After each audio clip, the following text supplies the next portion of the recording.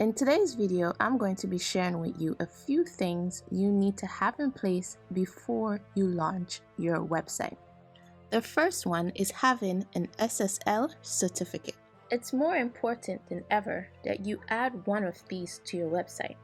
If you're not using one, Google and other browsers will flag your site as unsecured. Before, you only needed one if you were accepting payments online, but now you need one regardless. Some hosting companies will offer a free SSL certificate, but most charge a fee that is renewed every year. Next up is permalink. Now, if you're not sure what this is, it's basically the URL that is used to get to your pages and your posts. So this can be something like domain.com/blog/title of the blog post, etc. If you're using WordPress, you can decide how you'd like your URLs to appear from within the settings. As you can see, there are a variety of options, but it's best if you just use the post name. Try to stay away from the plain option because it's harder to track those because it's just numbers, and it's also not good for SEO. Then we have search engine optimization. You want people to come to your site, right? Then you'll have to make it easy for them to do so. If you're using Squarespace, it has SEO built right in. But if you're using WordPress with a theme that doesn't offer SEO integration, you'll have to decide on a plugin. Yoast SEO is a good free option to use to get started. When setting it up, make sure you use the proper SEO techniques that includes unique page titles, descriptions, etc. Here I am in the SEO section for this blog post, and you'll see here everything that's needed to be filled out that I did, and then in this option it gives you suggestions on how to improve.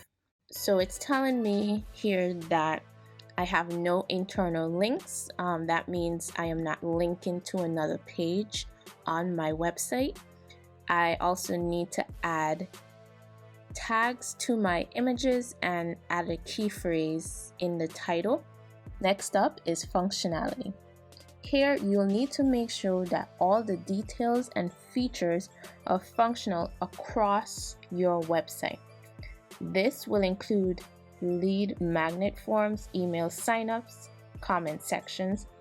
If you have any hover effects on your site or slideshows, make sure that these work as well. You'll also need to check that you have internal and external links working correctly, and you'll also need to make sure that your site is optimized for mobile.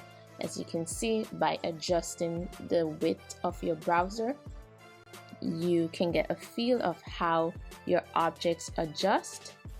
You can also directly visit your website on your phone, browse it, and see how that works.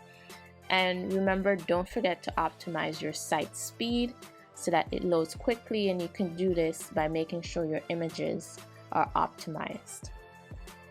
And finally, you're going to check for grammar and spelling errors. While there are tools such as Grammarly to help with spelling and grammar, it is not 100% correct. Here I am showing you some of the text from this blog post within Grammarly. And these are all the additional writing issues within the copy that I have provided to them. Now, at this point, you will go back in and read everything out loud to yourself.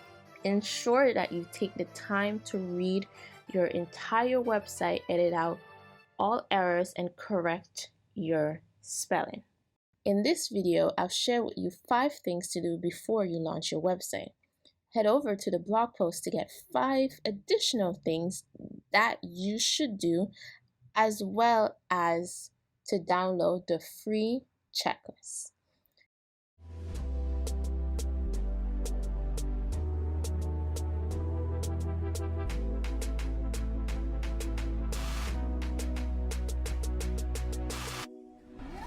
Who got the power?